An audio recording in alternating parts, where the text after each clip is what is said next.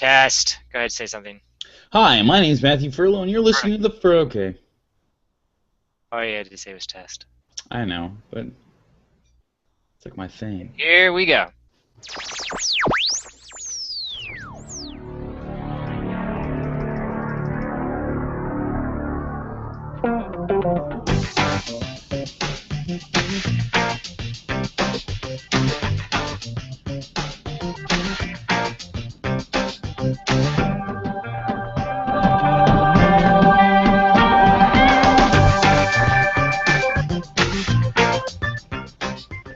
Welcome to episode 136 of the Furlo Bros Tech Podcast. Today is May the 4th, be with you, 2014.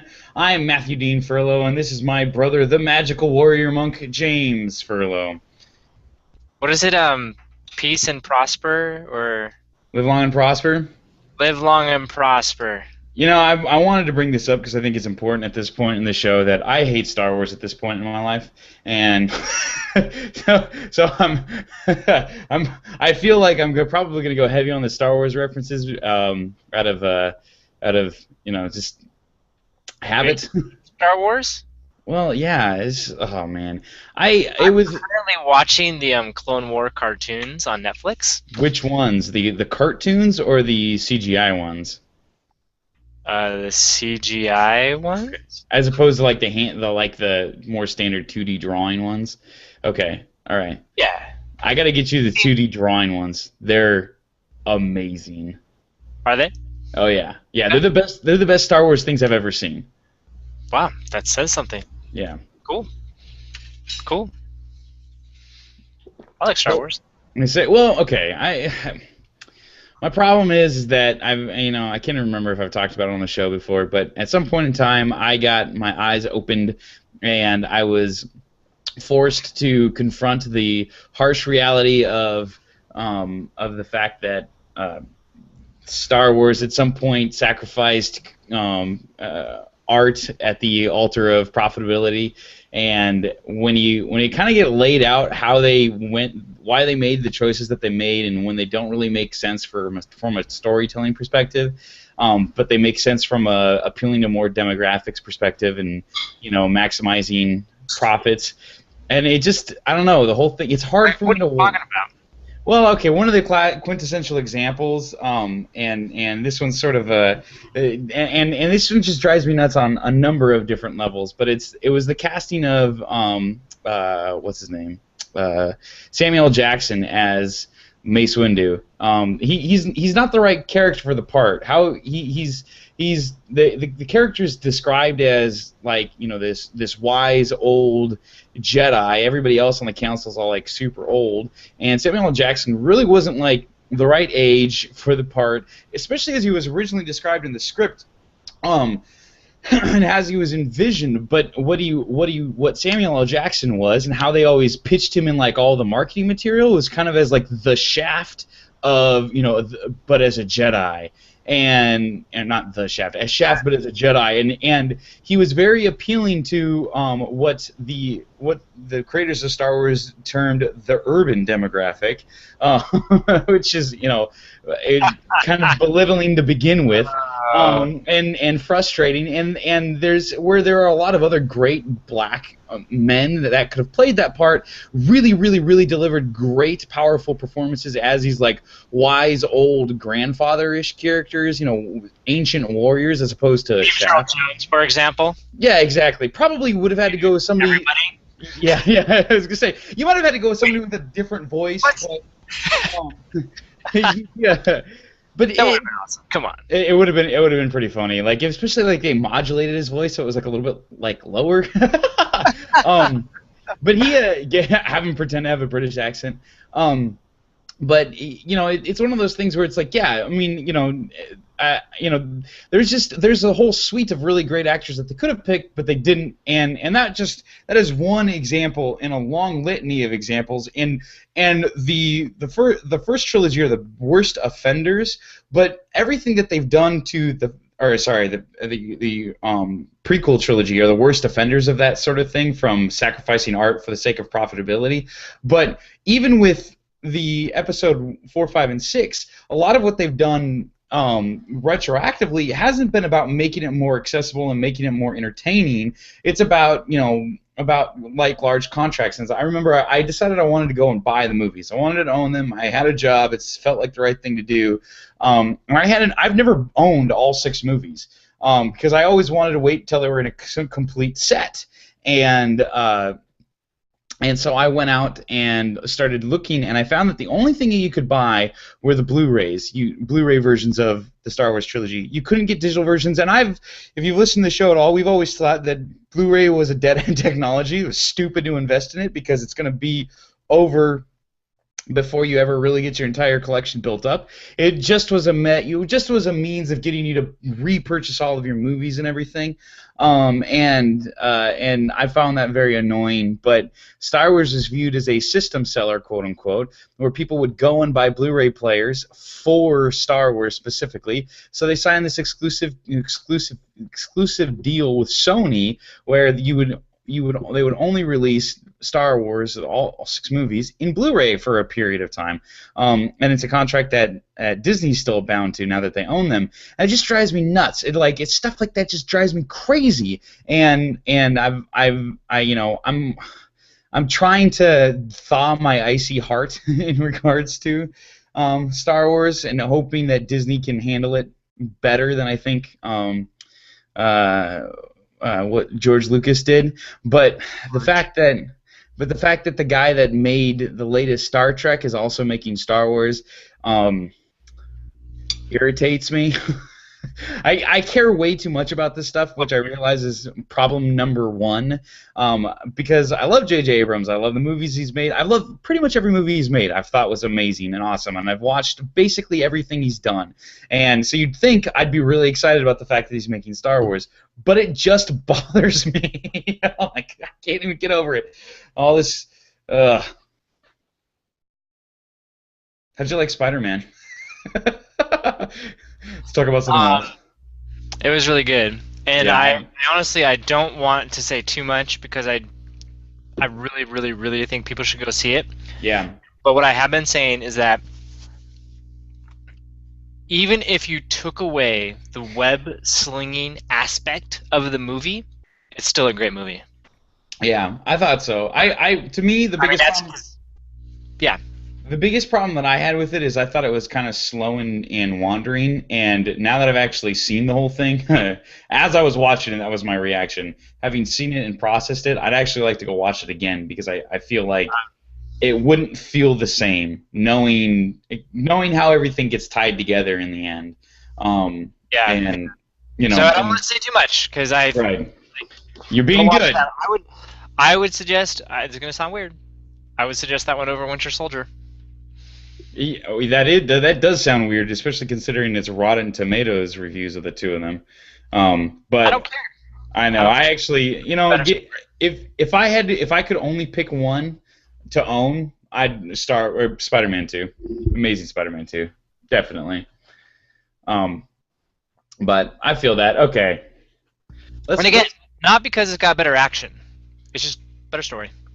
Yeah, no, I completely agree.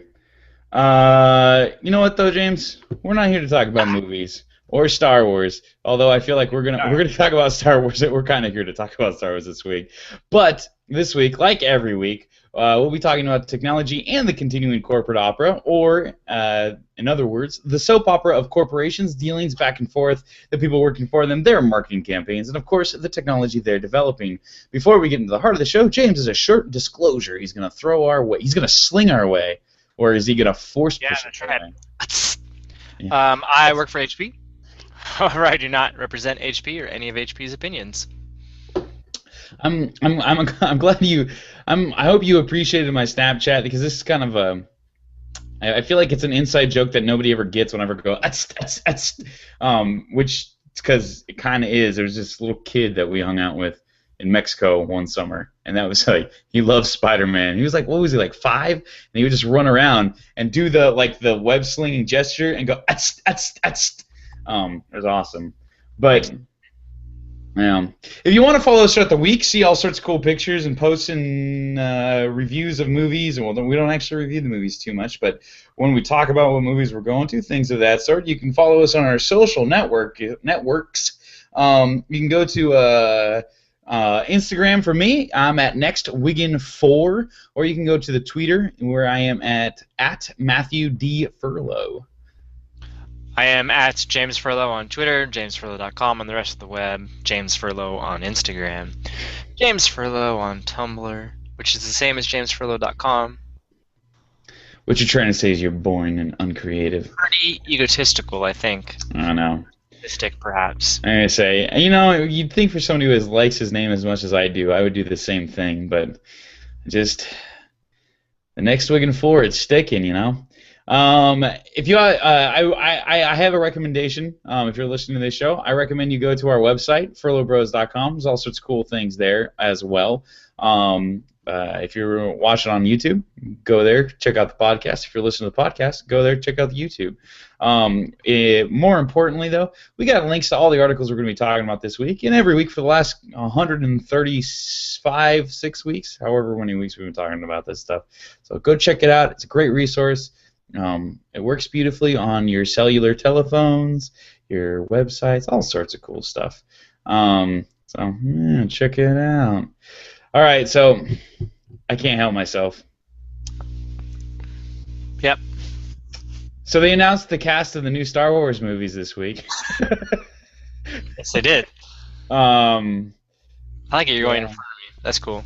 Go for it. You know what? I couldn't. It just seemed too. You know, I can't. Like I said, I can't help myself. All right. That's all right. Yeah, they don't really talk about it, or what? Are you really pumped about it? No. J.J. Abrams was right in the center, but I am actually okay. One of the things I'm super stoked for in this, so they released a photo where everybody's sitting around talking and stuff, and Carrie Fisher, Harrison Ford, and Mark Hamill are all in the shot. And Mark Hamill's got a mustache, which is awesome. Harrison Ford is he's kind of my hero. And where is? So J.J. Abrams right in the center. Harrison Ford's right to J.J. Abrams' left. Mark Hamill's all the way to the behind him. Yeah. Yeah, Mark Hamill is all the way to the right in the picture, and Carrie Fisher is one person apart from Harry Ford. I can see like her head, right? Yeah, it's the back of her head. Because I would picture her out otherwise. Yeah, cool. Yeah, very cool, very cool. It's, you know, that must be really interesting to be like, yeah, we were the original cast. I'd be like freaking out, you know. Yeah. To say my lines, I'd be like, "You're Han Solo." Yeah. Yeah. Who shot first? He actually, it's so funny. He did Harrison Ford did a Ask Me Anything on Reddit, and somebody asked him, and he was like, "I don't care." Like, you know what? It's okay. All right, that's fair. We can work with that. Actually, this is like intrigued. This is part of the new cast for the Star Wars film. Yeah. And here's a picture of all of them doing the reading. There's Mark Hamill, Harrison Ford. Was it Carrie Fisher? And then J.J. Abrams, the director. All hanging out. Yeah, she, unlike some of us on this podcast, still likes Star Wars. Yeah, well. It sounds like you actually like them. You just like them too much, and have put them on a pretty high pedestal, and get freaked out anytime. You know, I'd like to think that that's what it is, but what I don't know. It's My problem is that I really, really, really did. Come on, it's still present tense. It's okay. It's all right. Yeah. No, I don't know. I've been threatening that I'm not going to. No, here's the question. Here's the question. Yeah. Will you or will you not get off work early that Thursday or Friday that it's released so that you can stand in line for the 5 hours before you go to the midnight showing. For sure not. I will not. Really? I will not. I will. I That's. would go. I think that says something. I would go to a midnight showing, but I will not get off early for it if everybody else is doing it. And I will not, I promise you, I will not be the one who's motivating people to go. There's a part of me that kind of wants to wait a week to go and see it, just to say I didn't, this is my stance. Obviously, I have to see That it. first trailer comes out, and then you'll be like, I'm in. I'm gonna say that's what's gonna kill me. It's the first time I see a lightsaber again. I'm gonna, oh yeah, that's right. This is why I like it. Everything else is stupid. Like, because that's the problem, right? Because I liked Episode 1 before I realized how atrocious it is as a movie. And the reason why I liked it is because it's got the best lightsaber duel in all 6 of the movies. I mean, it's incredible. And that doesn't change just because of everything else about it. And that's what drives me nuts. I think ultimately that's what drives me nuts is that it's like there are some great things about them, and there's no joy in it anymore. For them there's no joy in it. It's just about creating a great product to sell and selling it in the most profit maximizing way possible. And which I don't know. I think it's just juxtaposing that to me as a kid, experiencing it, going to Disneyland, going on the Star Wars ride, having and as an adult going back on the Star Wars ride and getting to recant the story of our dad, saying, "You think this ride is cool? Wait till we get home and I show you the movies." And and that whole experience and growing up with it and reading the books and just the joy and enthusiasm that went with, wow, this is really cool and exciting and inspiring in a lot of ways. And then growing up and realizing that it used to be that, but they realized that because it was that, they could profit greatly from it. And now they do. They just do. And I don't like that. I don't, I'm not against profit, especially if you make a great product at all. Obviously, I like Apple, but but when everything's so twerked towards profit, it bothers me. But whatever. Maybe I'm crazy. Maybe I'm the crazy one, and I should just chill out because it's a stupid TV show. But what else is going on in the tech world? So, I'm actually going to pull from 2011. Holy cow.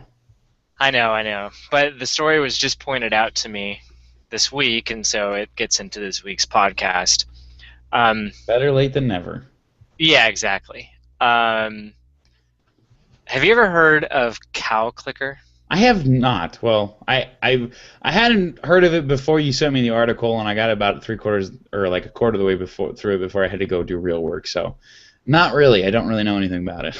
All right. That's fair.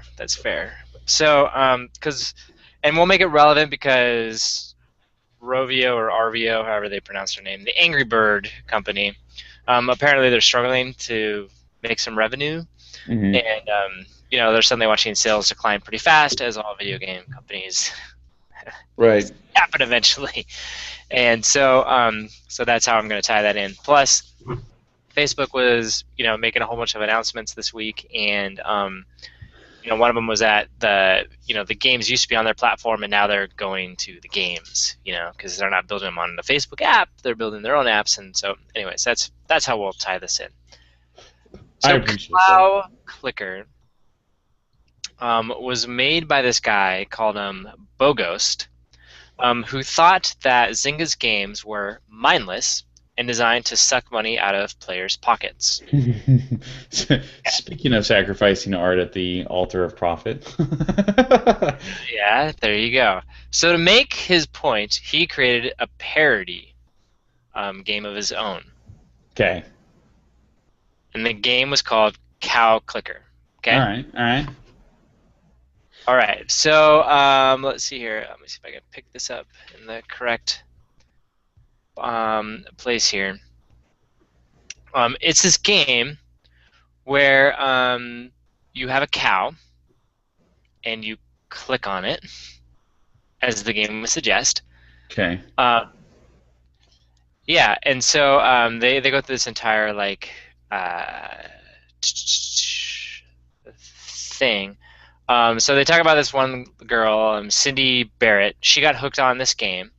The way the game works is you get a point for every time you click. She was going up against her brother Eric, who was routinely beating her. So at this time, Cindy, she goes, I maybe had like 10 clicks a week, and her brother always had like 12 clicks, and part of that is because you click on a cow and then you can click on friends' cows.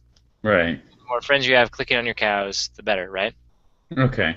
So, so she went ahead and befriended the top clickers, and they taught her how to get more clicks. So literally within a day, she had something like 200 clicks. Oh, baby. Hey, her brother Eric, is there any way you can compete with me?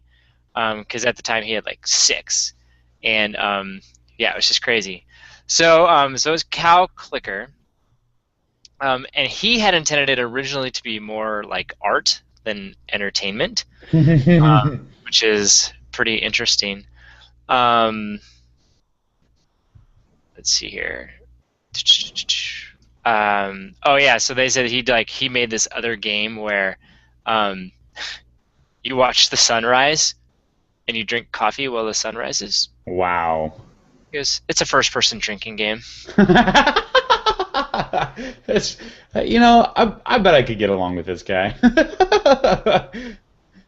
Yeah, and so yeah, just kind of an interesting guy. So so he made this game, and so he's like, so yeah, you just kick a cow, you click a cow, and that's it.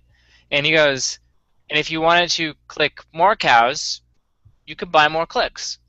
And when you click it, your cow moves. He goes, you wait 6 hours, and you can click on it again. Or like I said, you can real money and reset the timer and click immediately. Right? Yeah. That was the game.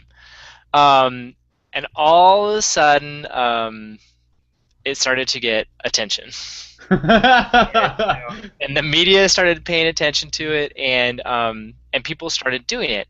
And he goes, but what was really interesting was that like game journalists and other people got that it was a joke, right? And that they were Right. having fun with it.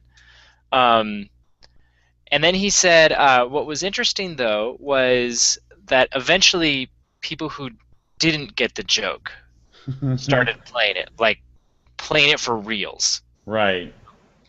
And then and he goes, people just really, really liked clicking their cows. And he said, and the weird part for him was all of a sudden he was feeling good about the fact that people were playing the game that he had created.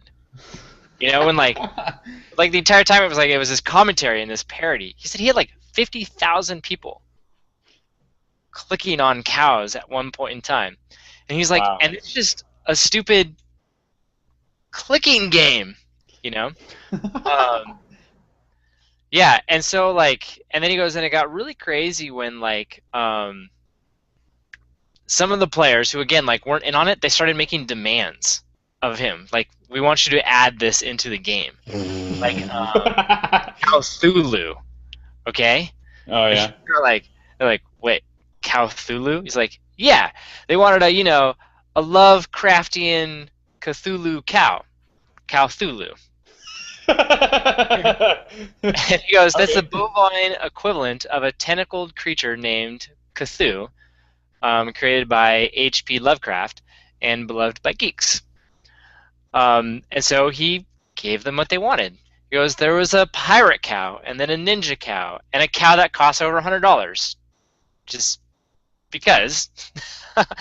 And he goes, when you bought that cow, you were sent, he goes, we sent a real cow to the third world. And like, that's kind of cool. And so he just started putting this stuff out there, just to see how people would react. And then he said that again, he suddenly realized that he was becoming attached to it, and that he was starting to worry about what the cow clickers thought while he was away from the game. Ooh. Yeah, exactly. And he goes, and it was at that moment where he felt a kind of empathy with the players, and started to feel like, okay, we gotta this is bad, right? This Right. experiment has suddenly taken a weird twist. So he decided to sabotage the game to make it more maddening, more dumb. Okay, so at one point he took the he took the default cow, switched it to face in the other direction, and charged $20 for it, and people bought it. And he's like, "What?" And so then he took it to the next step, and he said that they had, or he didn't actually. He goes, people just loved it to the point where they created their own fan club, and they made cow clicker poetry, screen printed T-shirts. And he says, and there was this one woman who did these cow clicker portraits of all her cow clicker friends. Wow. Yeah, and so that was when he decided if he couldn't ruin it by just charging stupid amounts of money for stupid things, he goes, he would kill it. And so what he got in touch with friends across the world and had them hide clues in the real world for cow clicker diehards to find. Hmm. Which is kind of like, this is kind of fun. And I Yeah. gotta imagine at this point he's actually making money, so he's like doing this full time, messing. Right. Yeah. He said, but once all the clues were assembled, it spelled out a chilling prophecy: the cow apocalypse. That there was a timer that had started running, and when the timer ended, the game would shut down. Or at least that was the implication. He never really said what would happen. He said in the final twist of perversity, he designed the game-ending countdown clock to speed up whenever anyone played the game, and to reset if people played money. Weird, right? Kind of like, what? He said he wanted to see, he wanted the players to feel like they were accelerating the demise of their own game, and then be That's tempted to maybe purchase their way out.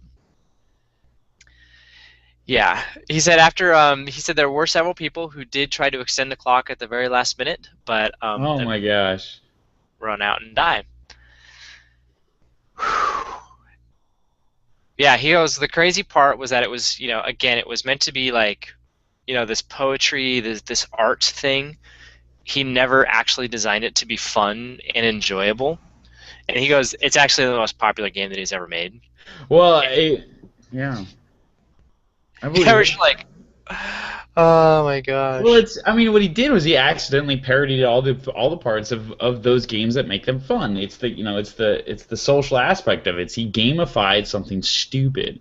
And that term gamified in and of itself is stupid. And as a blogger, I'm embarrassed to have used it, a former blogger. But but it's exactly what he did. Is he socialized a stupid activity. And it's funny. I've had people I've had people refer to people who like to play snipers as in your games like Team Fortress 2 and well, most shooter games. People who play as snipers they just like to point and click. Like that's they're really good at pointing and clicking at things. And you're like, when you really think about it and you cut away all the graphics, that's basically all you're doing is you're just sitting there waiting for things to move on the screen and then point and click. Point and click. That is really dumb. Why is that fun? And yet it's really fun and really compelling. Yeah. And Yeah. The sad conclusion was that he didn't actually kill the game. Instead, there was a cow rapture. And so all the cows are gone, and all that was left was their little shadows where they had been standing. Huh. But the game continued to run. He goes, and because, you can track the data, he goes, so people were clicking on the spots where the cows used to be. And he goes, and he still gets messages from like confused cow clickers who like leave a review or something. They go, it's not a very fun game, and he's like, it was never meant to be fun.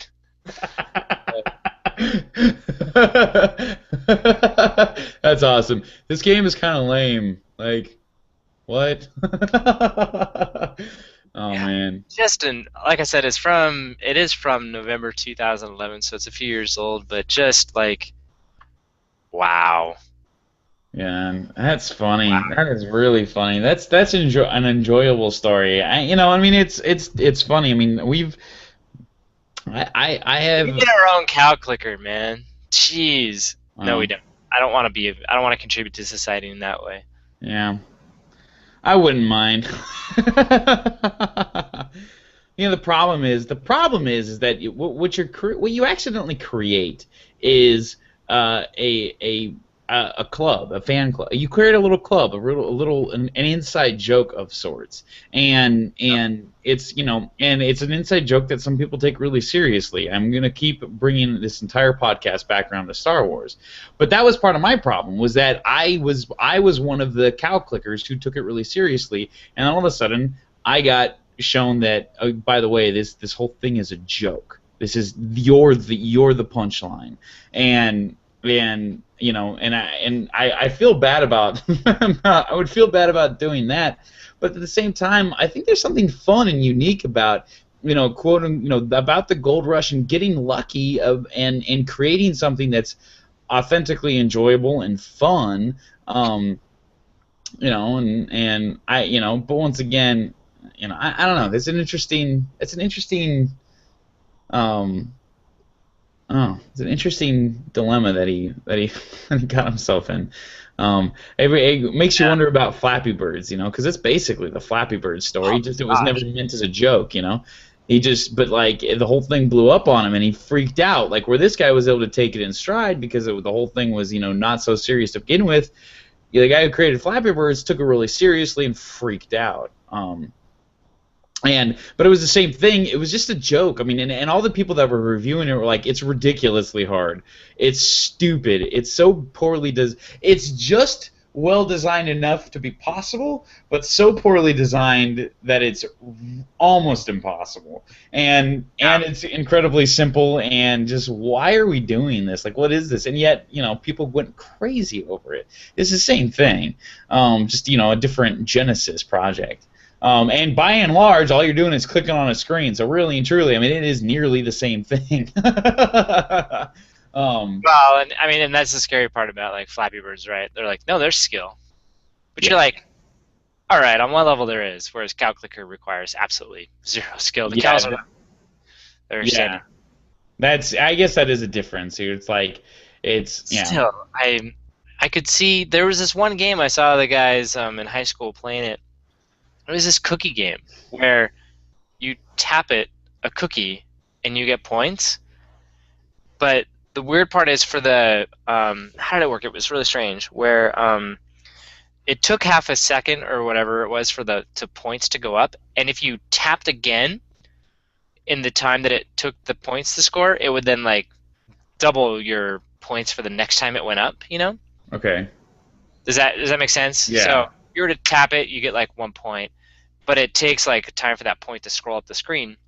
And if you tapped it like again or 2 times within that time that it took it to go up twice, you get like 2 points, and it would start to, or if you did it a certain times in a row, your points started to geometrically escalate up in size.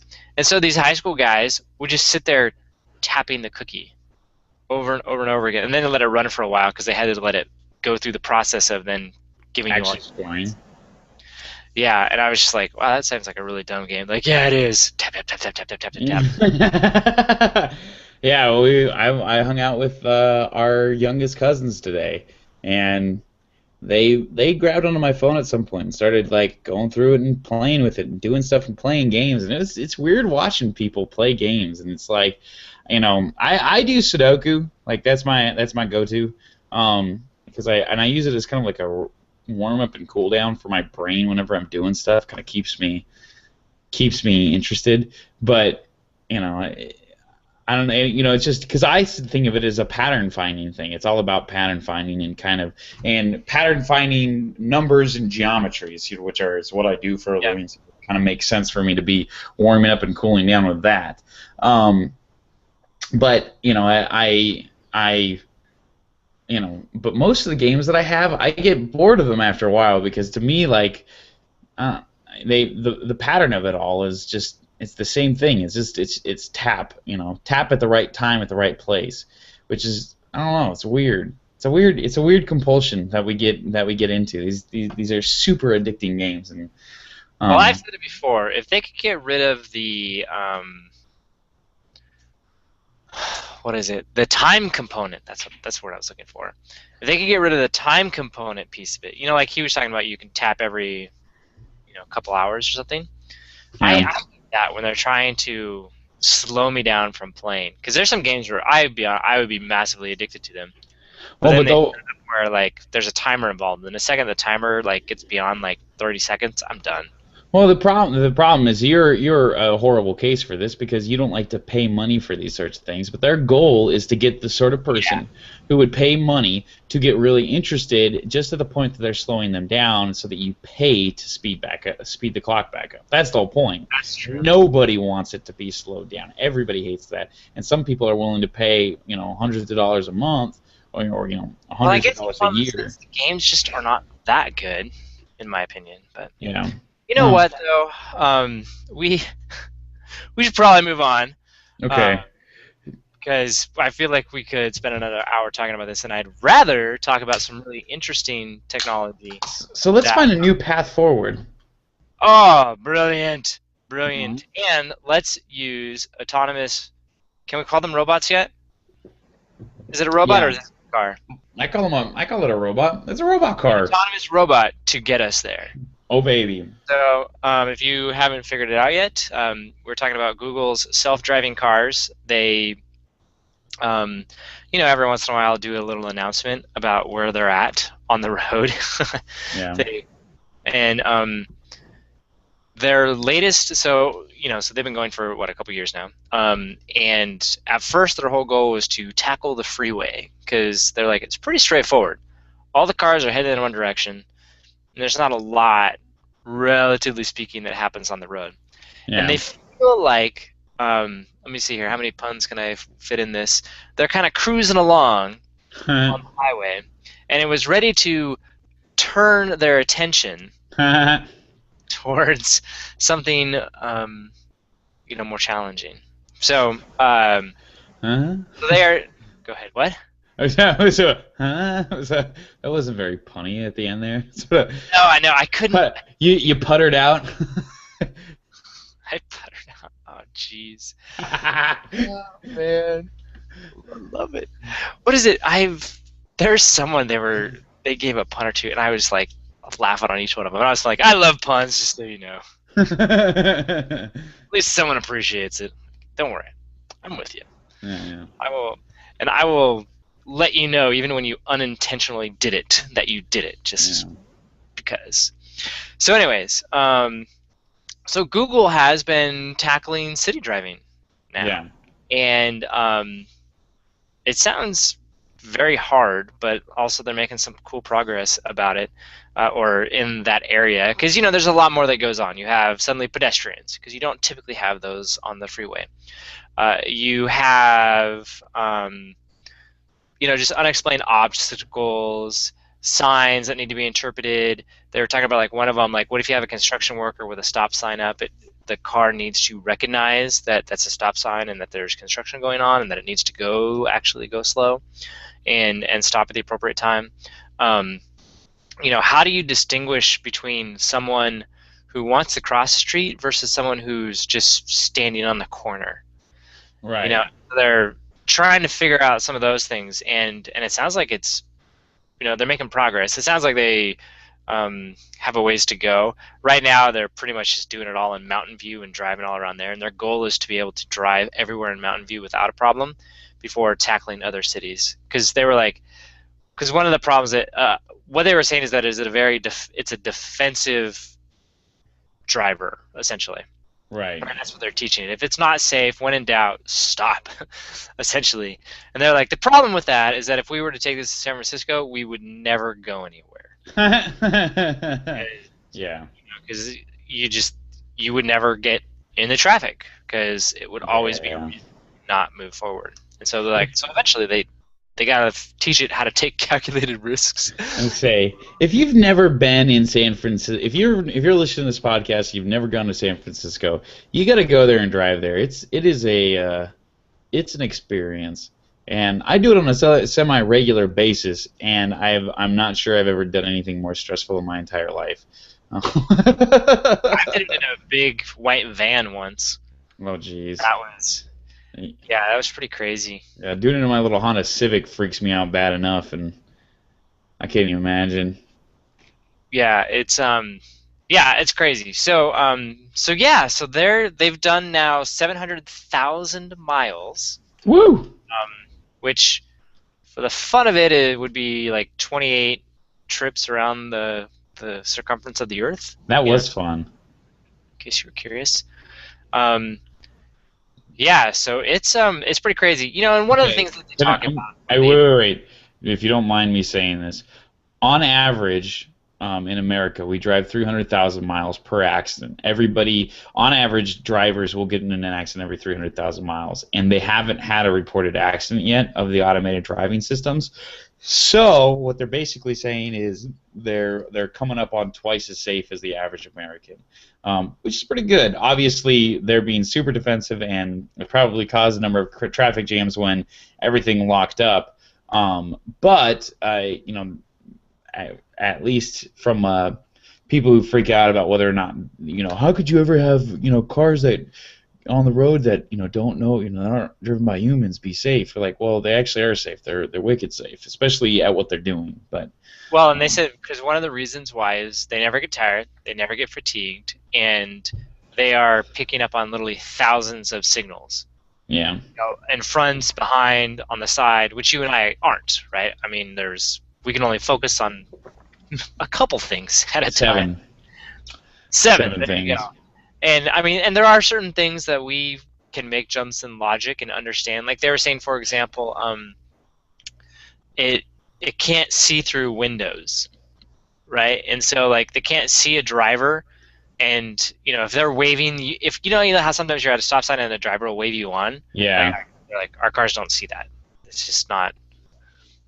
They don't see it, which I'm like, well, I feel like that's a solvable thing eventually with better cameras or something. But even still, um, there's a bunch of little cases like that, which it'll eventually overcome. What it's also really interesting is they were saying that it records everything about the trip, and so there's like if there's a situation where they're like, "Wow, this is weird," and we don't actually know how the car would respond. Like they were talking about this one, like this truck cut them off, and they were like, "Will a car stop?"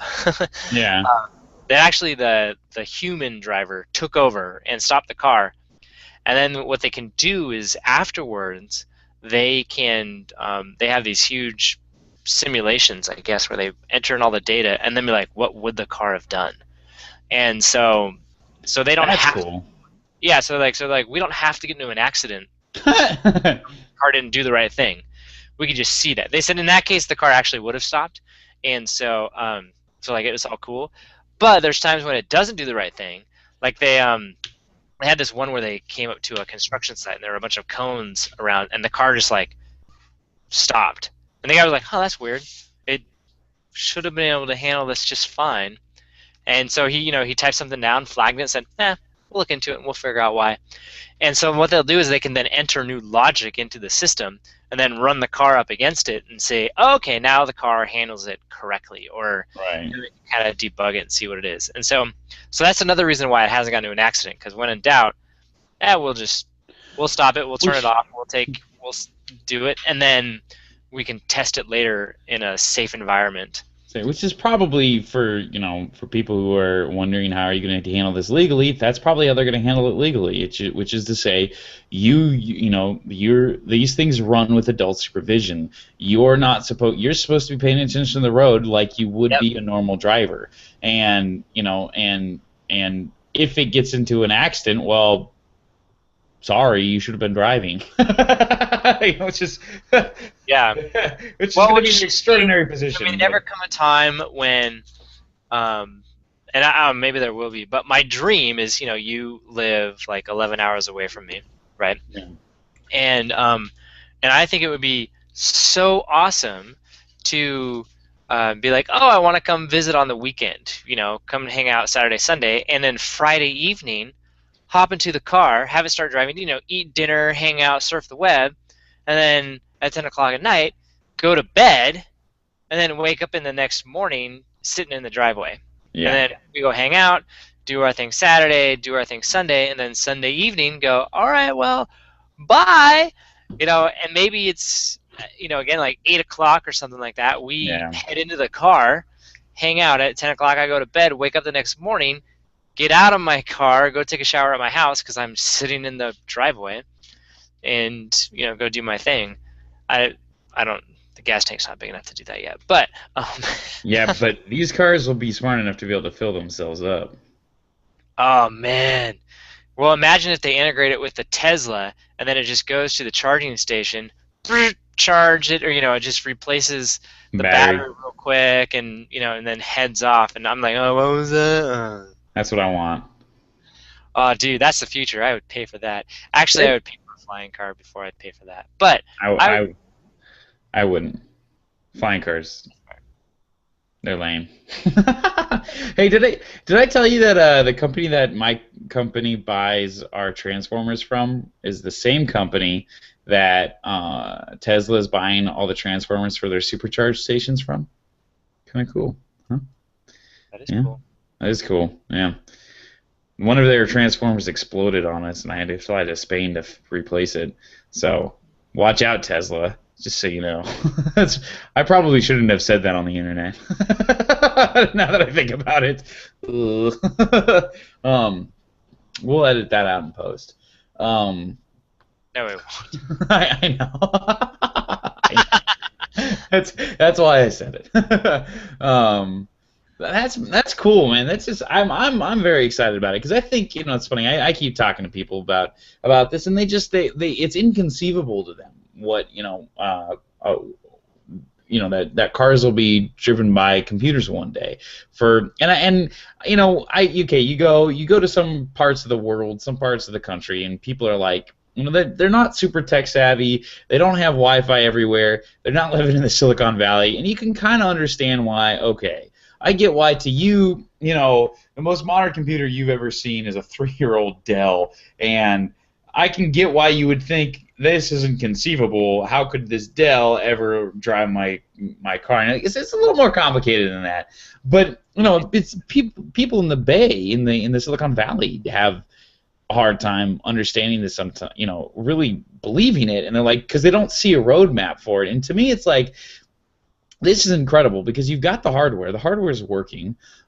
They're working on the software. They're building up all of this stuff. There's, the continual march of the miniaturization of this kind of technology is just getting better and better. They're going to offload more and more of it to servers. They're going to have this, they're going to have all these different things working together in concert in order to keep these systems working and get them working. They're going to get better.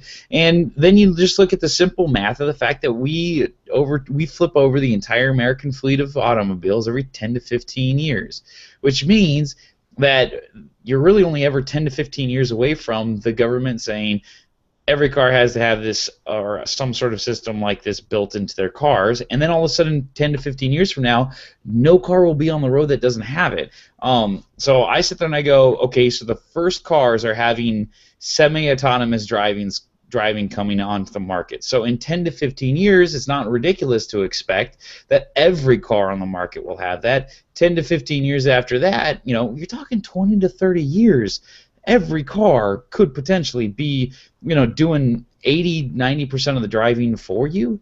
And yeah, I'd say. And and the best part about it is the better and better we get at this thing, that last 10%, the last 10% is always the most difficult part, right? They said, they tackle highway driving first. Well, highway driving is convenient because that's most of the driving that we do is you're on the highway going long distances. That's most of traversing. Perfect. So you get the first 60% is easy stuff. And then the next 30% is the difficult city driving. It's the getting from your house to the freeway, from the freeway to your work. It's that section. And then the last 10% is the curveballs, the terrible weather, accidents, really crazy stuff.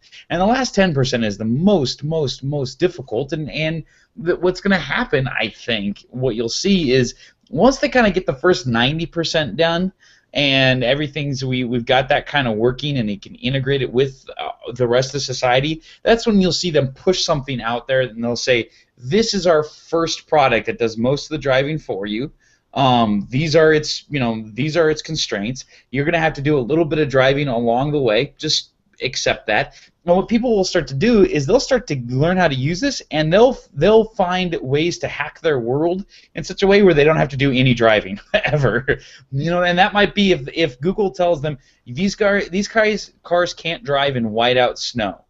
You have to take over control. Then you'll just find that people won't drive in whiteout snow because I don't want to drive. And if you tell them, there's certain construction zones that we can't handle, well, you'll find that everybody will just say, well, navigate me around the construction zone, or I'm not going there. And I think what you'll find is that last 10% is going to be how we remake our transportation world to fit what can be done reasonably well by computers today.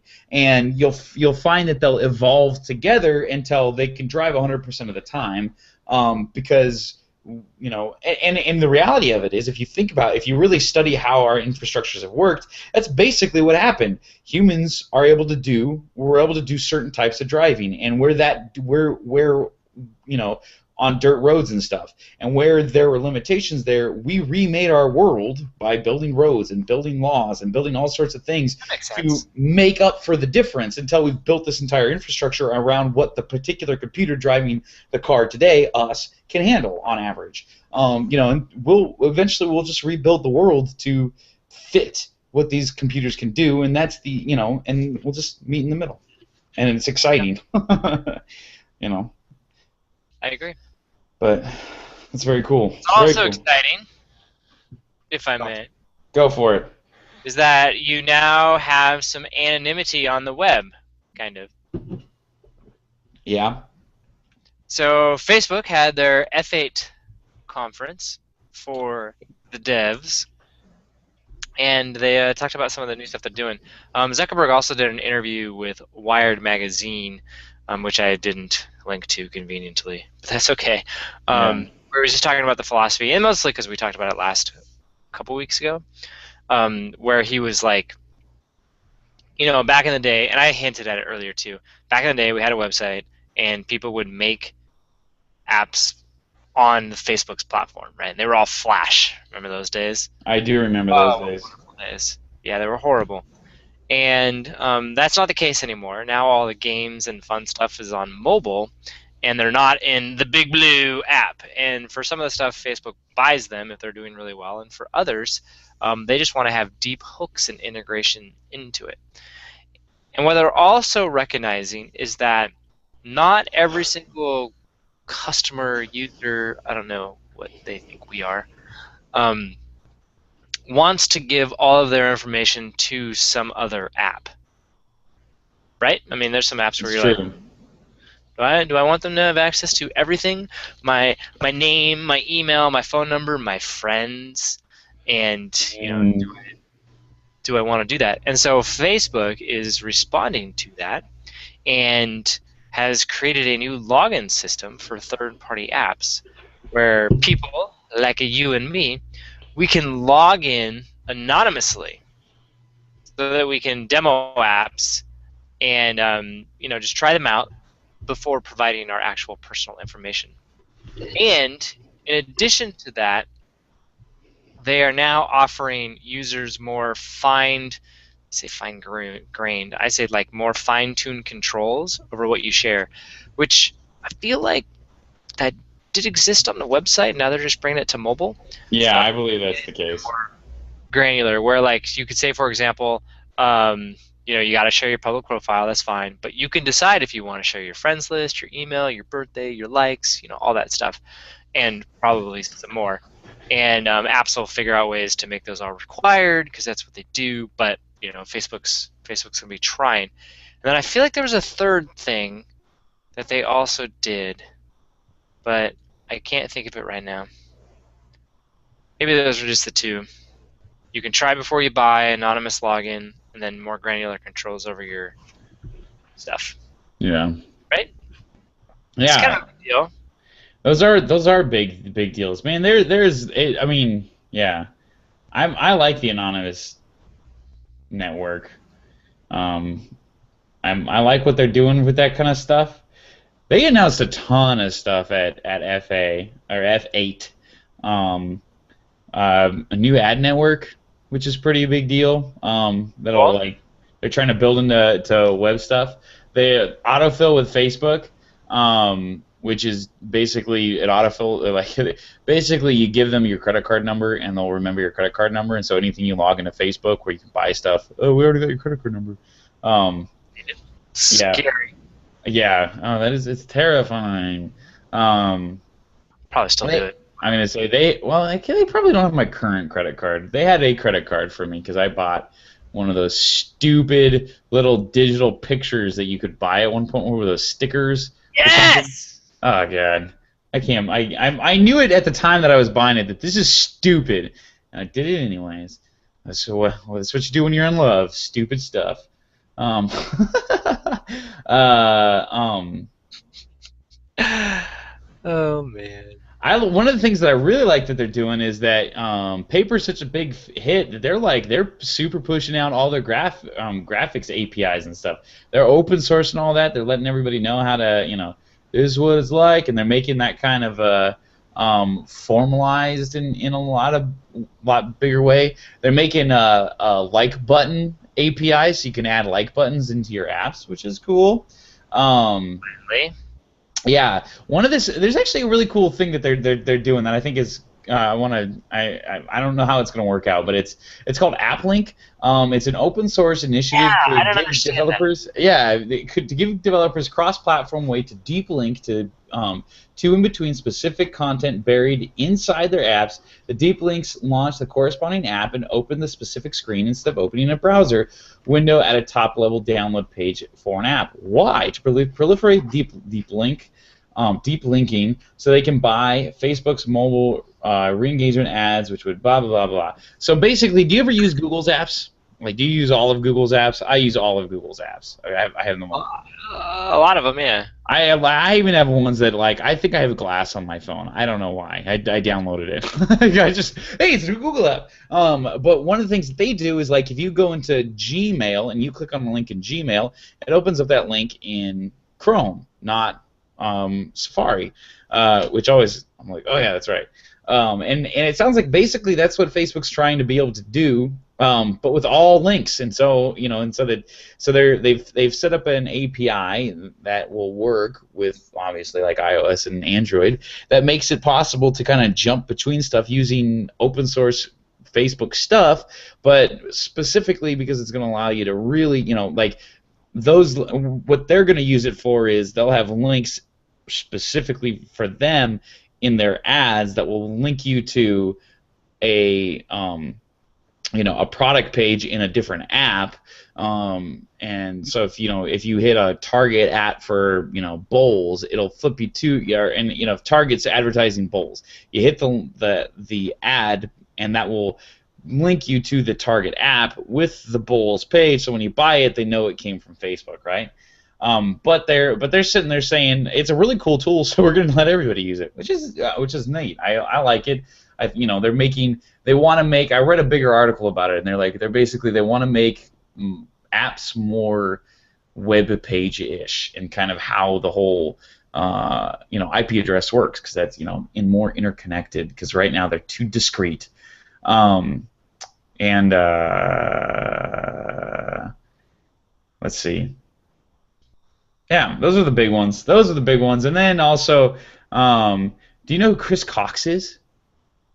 That name sounds really familiar. Yeah, it's because Facebook promotes VP of Product Chris Cox to Chief Product Officer, but no organizational change. They basically gave him a new title and probably a raise. But Chris Cox is kind of like your what's his name? Johnny Ives of Apple. Maybe not. Maybe that puts him on too high of a stage. But it's effectively what he is that there's three big deals three big personalities at Facebook that kind of drive where the company goes. There's the CEO Sheryl Sandberg. There's Chris Cox, who's the guy who does all the product stuff, and then obviously Zuck. He was at one time with friend feed, or am I thinking of someone different? I think he might have been. He devised Facebook's social by design strategy, which is not an answer to your question at all. So let me Google it. Chris Cox, Facebook, uh, Control F, friend feed. Yeah, friend feed. Yep. Boom. Um, There you go. yeah, Now I know that kind of stuff just randomly. yeah. He's 31 years old. Oh, don't tell me that. Sorry. Don't tell me that. Ah! Sorry. I know. I was just I looked for my own torturement and was pleased that he's 4 years older than me. Like, whew. I got a year. Hey, Not pretty even- much. I know, right? Oh, yeah. He So looks young too. I know, right? Yeah. What a punk. Hate that guy. You know what? Whatever. You know what? I'm not in a race against him. Exactly. That is not what life is about. It's yeah. It's the football stars that get me. It's the guys that are like 24 years old that are are tanks and millionaires. And you're like, really? At least for that one, I can let it go, right? I'm just not physically built to There we go. You know what I mean? Yeah. I'm okay with that one mentally. I mean, I'm okay. But for It's- this guy, I look at him like I could beat him up. I don't. Well, and it also cost them their brain in the long run, which I would not be willing to trade. Even if I had won the genetic lottery and put in the hard work, I wouldn't. And with football, because they, Okay. yeah. Give it into Well, at first I science. thought you were talking about Facebook. I was like, wait, what? Cost me my. Yeah, yeah. Did you not read the terms of use? Because I'm just saying. I know it was long, but it was pretty clear. Maybe he's not married. Then I can at least have that over him. Yes. Probably is.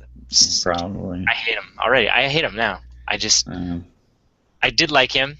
Now I hate him. Yeah. Well, yeah. Actually, yeah. I feel like we could get along. Probably. I felt it was important. Right? Does he have a Wikipedia page? That's like Yes. that. Yes, he did. That's how I. Does.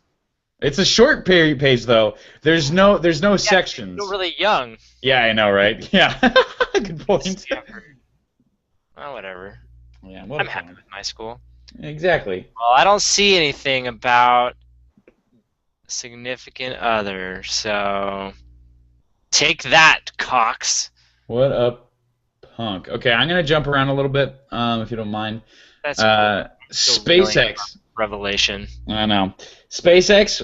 We have a family history of people who work for Lockheed Martin, and they were one of our family members. History. Family history sounds bad. Family legacy sounds awesome. Oh yeah, that's right. Okay, family legacy of working at Lockheed Martin, and so there's some crazy politics going on right now in that realm, specifically in regard to SpaceX, and Elon Musk is awesome. Basically, what happens is kind of how we structure our space program in America right now is. We have third-party companies, or we have free market companies, non-government agencies, private companies. That's what I keep trying to. That was the word I was looking for. Private companies that do a lot of our space launches. One in particular, the United Launch Alliance, or the ULA, does most of the all of the launches for the Army, the Navy, Air Force. They do a tremendous amount of the launching for Lockheed Martin and Boeing, and basically all of our military space is done by these guys. And so they've got these incredibly valuable contracts. And SpaceX, Elon Musk, want in on those contracts. And they're like the first company that really can come in and say, hey, we should be able to bid with these guys and go to town. And so Elon Musk has been trying to get these injunctions in to basically say, it's unfair unfair bidding practices were involved in them getting these contracts, and you need to go re-out, you need to go back out to bid, so SpaceX has a chance to get in on these deals, and kind of go through it all. And they've been making a pretty good ruckus, but this last week turns out that the ULA has been buying some critical components for their rockets from Russia. Which, if you haven't been following the news at all, is currently suffering from some economic sanctions that America has applied to them due to events going on in the Crimea region and Ukraine in large. Did you know that Ukraine means borderlands? And so it's the revenge of it's the revenge of geography is what it is going on in there. These are code or like phrases that you can throw around if you want to sound smart, but you have absolutely no idea what you're talking about with with the Ukraine situation. I But thought that was basically, a Star Wars reference with the revenge piece, but I don't know. oh no, yeah, no, this is that. There's yeah, whatever. It's it, it's a complicated situation, and it's not the bell horn of what we talk about on here. But there's legally we do have sanctions going on in Russia right now, and you're not supposed to be trading with them. And so the ULA is like, we need to buy this stuff from them so that we can go and build these rockets for for these contracts that we have. And so this week, a U.S. Court of Federal Claims judge issued an injunction late Wednesday prohibiting a joint venture between Lockheed Martin and Boeing from proceeding with plans to buy Russian-made rocket engines. And so basically they said, yeah, y'all can't do that. Like, we're not going to give you we're not going to give you an exception so that you can build these rockets, because there is an American-made alternative, or to be able to build these rockets. So it's like great news for SpaceX. Huge deal. They're about to bust this thing wide open. And the ULA is like, what about the troops? Like, this is military space. You're basically putting American lives at risk by not allowing us to buy Russian rockets. Well, okay. It's an interesting argument you're making here. But I don't know. It's fascinating, and it's good news for space. It's great news for SpaceX, because that's where the real money is in rockets, is military space. There's decent profits with civilian projects like cellular satellites and stuff, and GPS satellites, and doing docking missions with the space station. But yeah, the gazillions of dollars, the real profit margins where real R&D can be done, are trying to get the contracts with Boeing, the Air Force, and Lockheed. So, pretty cool. That is cool. Yeah. So, nice job, Elon. Like, I cannot resist shaking stuff up. I love it. Yeah. He's got a vision, and he's willing to get after it. Yeah. I like that. So, are you going to buy a new cell phone soon? Oh, man. I'm thinking about it. Yeah? What are you thinking about? Got it. We, for those of you who don't know, because you weren't there, which is all of you but you and me, Mm-hmm. Matthew and I, we had a pretty lengthy conversation on, what was it, Wednesday? Yeah.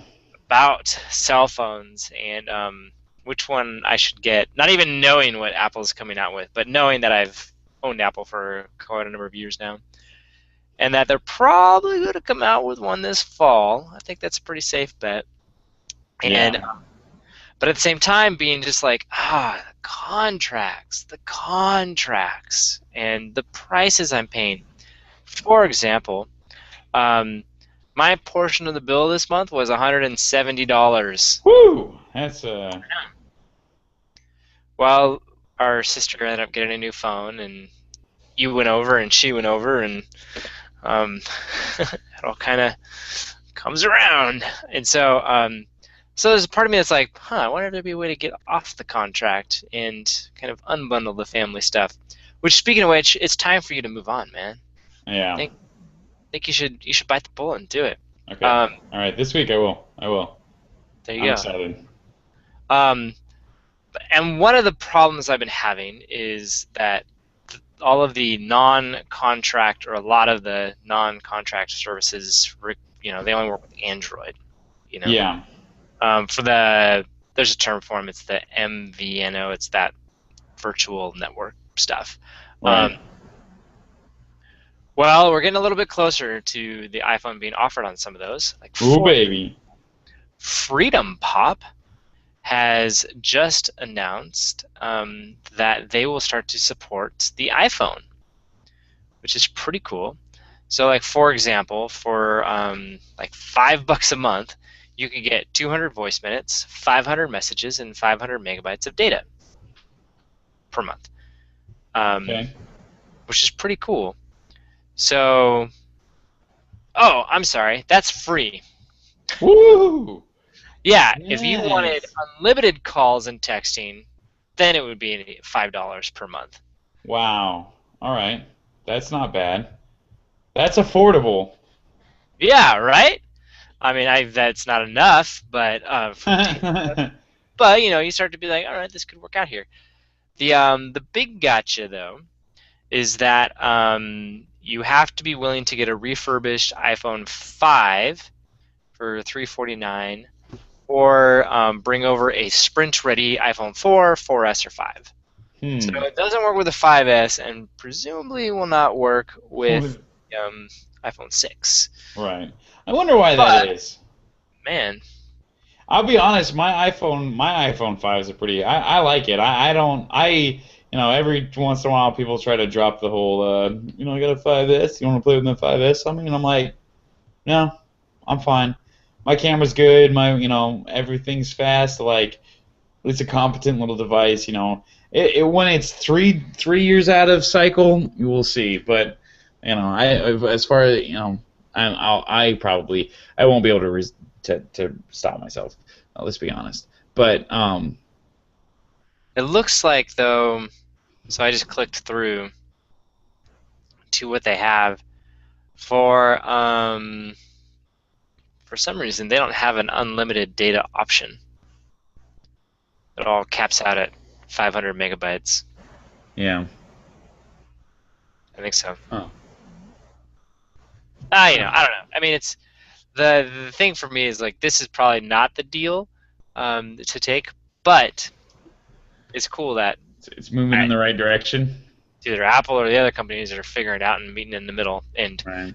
I think you were saying like definitely we're headed in the no contract direction, but I still think I'm actually kind of interested in AT&T's Next program. I've been doing a little bit more reading into that. That's the one Yeah. where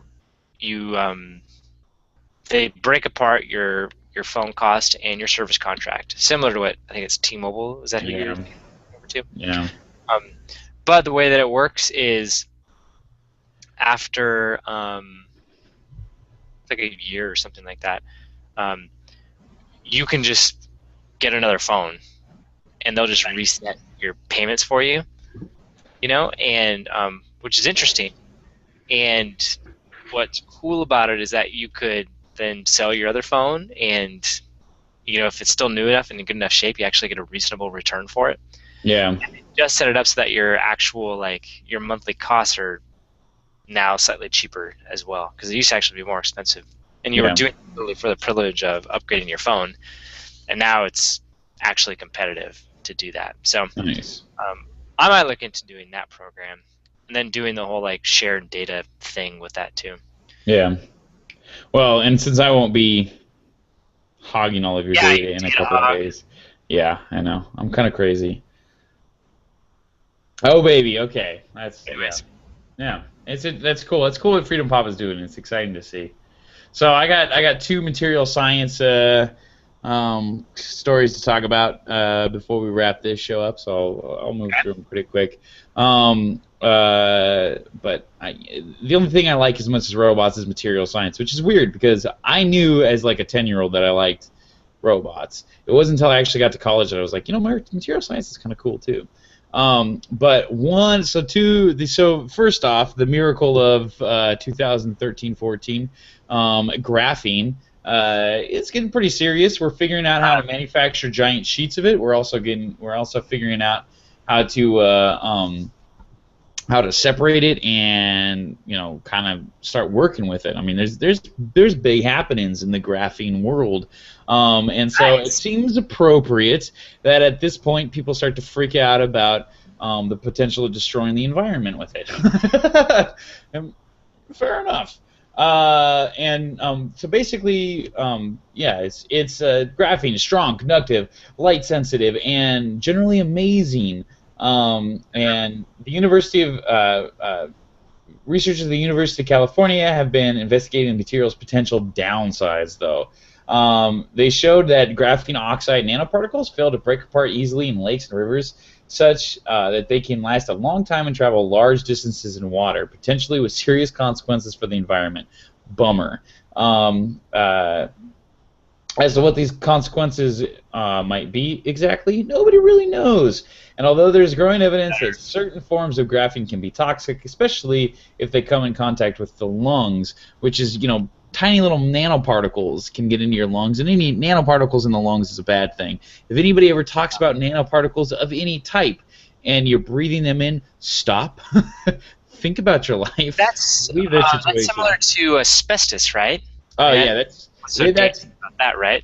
Right. That's asbestos is their nanoparticles, and a lot of they never come out. I mean, that's and when things combust, they create tiny little carbon nanoparticles, which is a lot of where the lung damage from cigarettes comes from. I mean, there's all sorts of things going on, but it's the partial combustion of the tobacco and nicotine that creates these tiny little particles. And what happens is how the lung, the mechanism that the lung has to deal with nanoparticles instead of having them bounce around and ruin everything. Basically, what they do is it calcifies that thing. It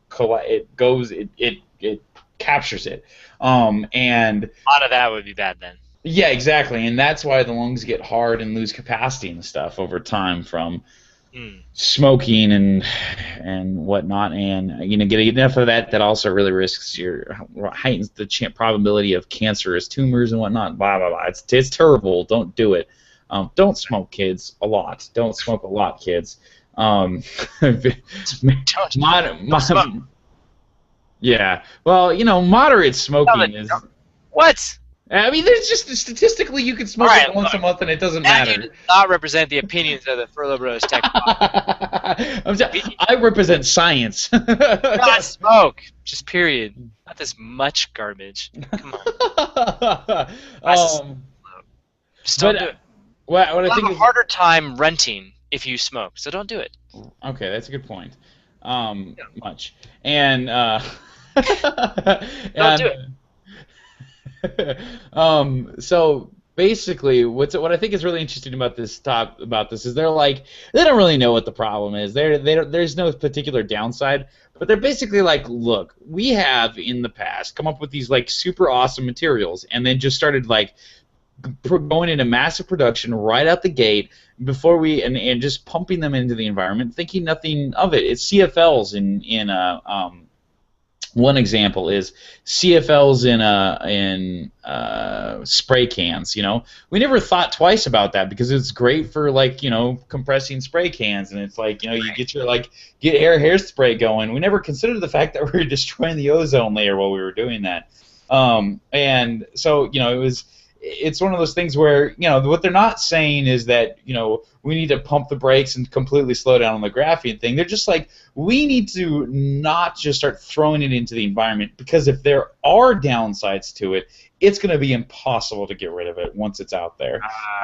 And because it's kind of like plastic in that it never breaks down, but it's worse than plastic in that it's crazy. I mean, it's unbreakable. And it can be microscopic and stuff. And so I don't know. It's an interesting material, and I am not opposed when you're talking about, introducing massive amounts of some new product and, some new material into any environment, exercising a little bit of caution while you do that.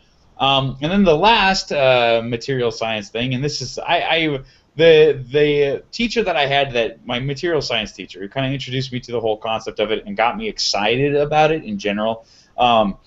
This one's kind of near and dear to my heart because he participates in one of the longest running experiments in the world.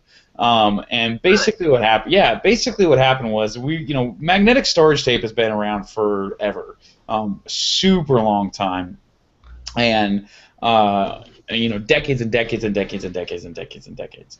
And basically what happens is, at some point there was this one scientist who decided that they wanted to ask this question of, when you put tension on things at temperature, they stretch, right? And how much they stretch over time can be measured, and given certain environmental conditions that will affect it, temperature, amount of humidity, amount of tension that's being put on that, all that, and you can calculate over time what these all do, and so all these different properties. And so basically what he did was he set up this super stable chamber where he put tension on a magnetic strip in a very stable environment and measured over time how much stretch was how much this magnetic tape was being stretched.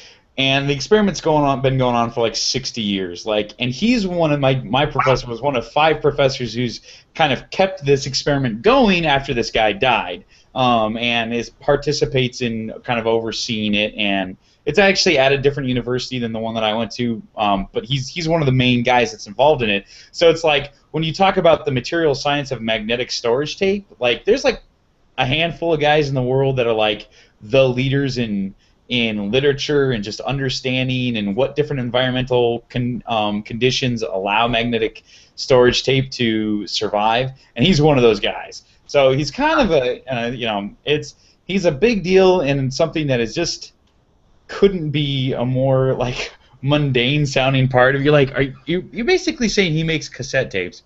Hold up, wait a minute. We got something, a new breakthrough in magnetic tapes. Sony has figured out a way to encode data. Did I really put that? Is that the? Okay, there we go. Wrong app, or wrong page. I mean, Sony has gotten a new way to store magnetic information on these strips, and they just had they've come out with one that has a 185 terabyte data capacity. That's a lot. How big is this tape? Yes. Cassette tape? I mean, that's the picture here, but I'm pretty sure that's not what it is. It's not. It's not. I think, I don't actually know. And what it basically is they're saying this nanograin tape that's 74 times denser than what you see today. So at 158 per cartridge. The cartridges are rather large. They're not small. I don't know what size they are. They might be VHS size, but I don't know.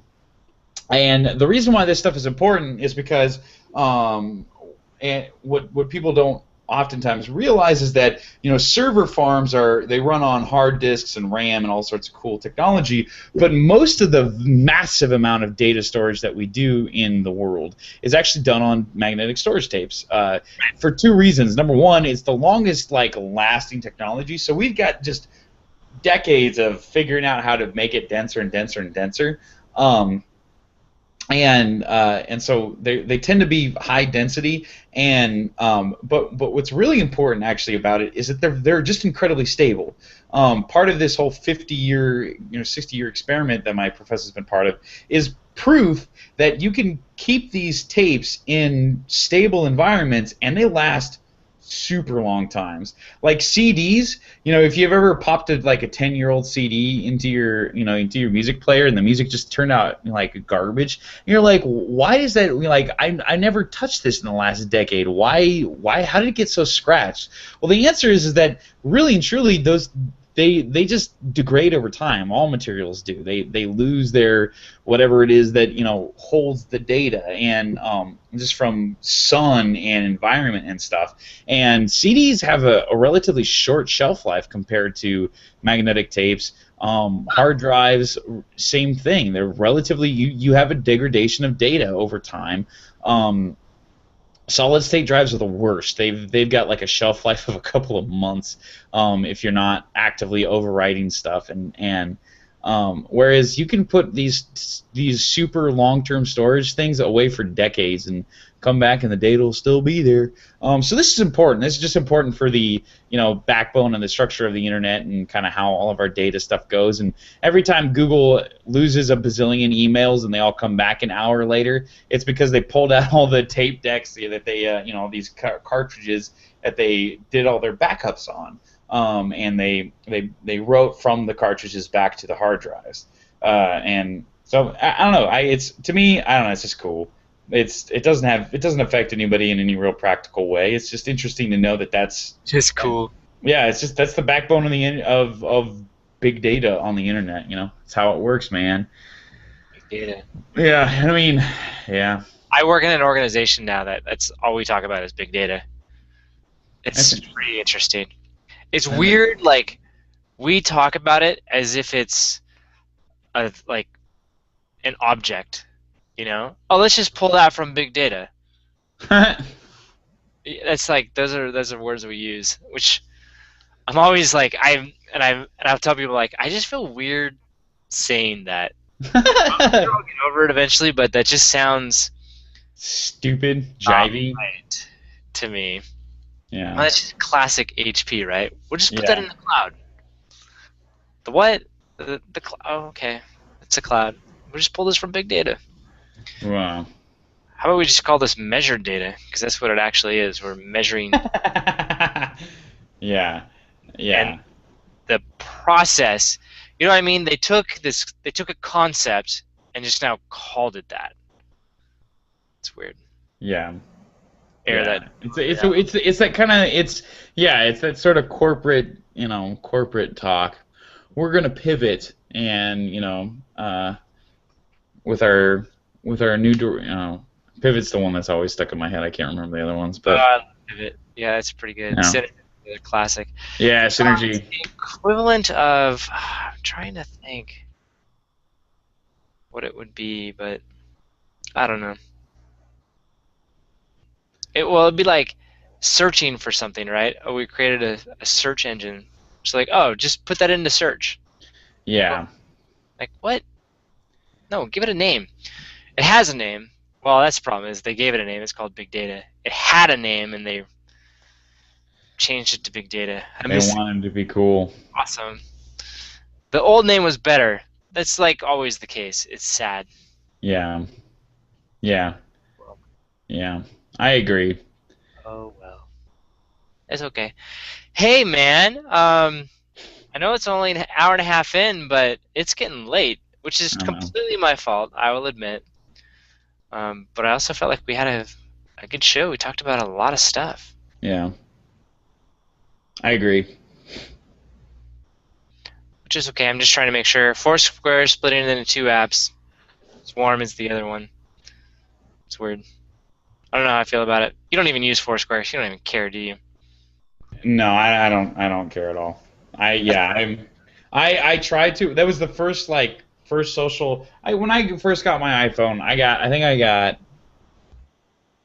got Facebook, Twitter, and Foursquare. I was super excited about Foursquare. I used it for about a week and a half and was like, none of my friends are using it anymore, and this is stupid. And I was done. Yeah, I understand. Well, they've decided that they've collected enough data that they don't need to check in anymore, so they can split the app up. So they still have Swarm is for people like me who do still check in to placate me, but then the Foursquare app will just be a search app essentially. Sounds interesting. We'll see if it works. They kind of have to do something because they're slowly not growing. Yeah, slowly not growing. Yeah, it's negative growth rates. Yeah, I'm not gonna say they're dying. They're just not growing, which as a startup is not good Yeah, yeah, yeah, because you kind of bet on growth. That's how that works. And then yeah, the only other one, which I was talking to this one guy. He was super pumped about Snapchat coming out with the chatting and the video thing. yeah. And I was like, oh, this is interesting. And we tried it. The quality's pathetically horrible. Yep. Have you It done the has. video, the actual video chat thing? No, I haven't. But Here, I've. we'll do it live right now. Pull it up. Oh Pull man. it up. Okay. Don't worry. Don't worry. You could tell me if you think this is high quality or not. Um, let's see here. I have a Snapchat from somebody, but I'm going to. Yeah. Who is it from, James? Tell them who it's from. Oh, it's from you. Yeah. Thanks for checking out my Snapchats, jerk. So, it looks like it's a video, huh? Is It it a is a video video. Yeah, it is. live? Can I I think it's safe. showing dad how to take a video? Just hold it. That's how you do video. I don't know. Good job. All right, so you take the name and you slide it over to the right. Okay. You. Okay, and then the little snap thing. You got the chat thing open? It looks like you Yeah. did. When you were both on it, this little picture thing turns blue. Okay. If you tap and hold that, I gotta tap and hold it. oh my gosh! See, it just crashed me. What I'm talking about? Yeah, just tap and hold it, and then if you put your finger down to the bottom, the the uh, the camera will look at you. If you move it up to the top, it'll flip it, which is kind of like the cool interaction. Yeah. Still not showing up. You holding it, or what are you doing, man? I'm holding it. I'm the See, one with a good internet connection. Don't blame this on I me. don't know. I see myself just fine. I see myself too, dog. Yeah, see, it's just Where are you supposed to be? I don't know. I just let go. Let's blame it on. Let's. Oh yeah, it says you're not there. Let's blame it on Snapchat. You know what? So here's what I would say is this is a similar level of quality that I've experienced working with other people, Okay. trying it with other people. Okay. And so it's like just classic Snapchat, just not whatever. You know what? You know what? One I was thing. like, this is an amazing concept. I was like, no, it's not. I was talking with I was talking with our dad about the whole video thing, and I told him, and I said, just make sure that when you send videos, that you flick your volume control from silent to volume on, because if it's on silent, it won't play the video. And goes, oh, okay, yeah, that makes sense. I was like, no, it doesn't. I was like, what? I was like, well, it doesn't make sense. I mean, like everything else, every other app on your phone knows whether or not it's supposed to be silent when it's on silent mode, or whether it's supposed to play sound. If you're playing videos and stuff, like you turn off notifications and like clicking sounds when you turn the volume off, but you turn on video even when the volume's off. Because if you're playing video, you're playing video. It's one of those things where it's like I think mine actually does that, right? Where it'll silence your videos. It might.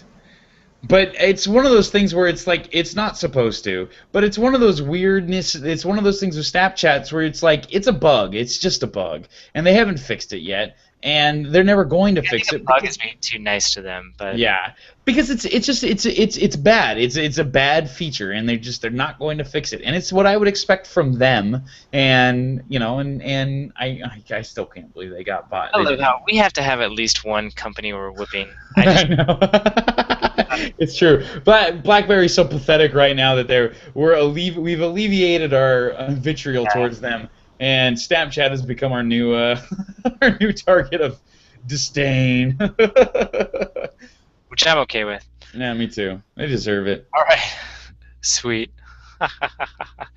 Very cool. Very cool. Good show, man. Good show. Me too. So, everybody, thank you for joining us. I am James Furlo, and my midichlorian-rich brother is Matthew. Why? Why? Ouch! That hurt. It's right through the heart, man. I figure that's one of the reasons why you love to hate it now. Yeah. So it just worked. So so anyways, that guy is Matthew Furlo, and we will talk next time.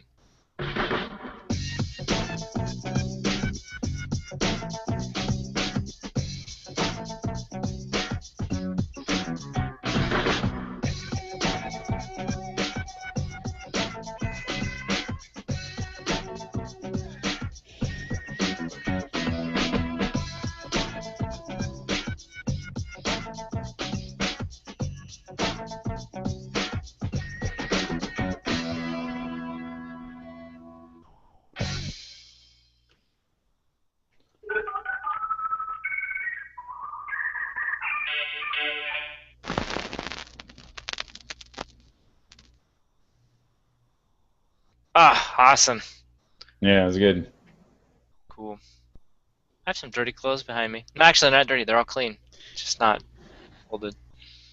Mine are clean, I think, but same thing. Ooh, must be related. I That's know, white shirts, clothes behind us. right? Yeah, seriously. It's almost like it's planned. All right, man. Have a good evening. All right, you too. Bye. Bye.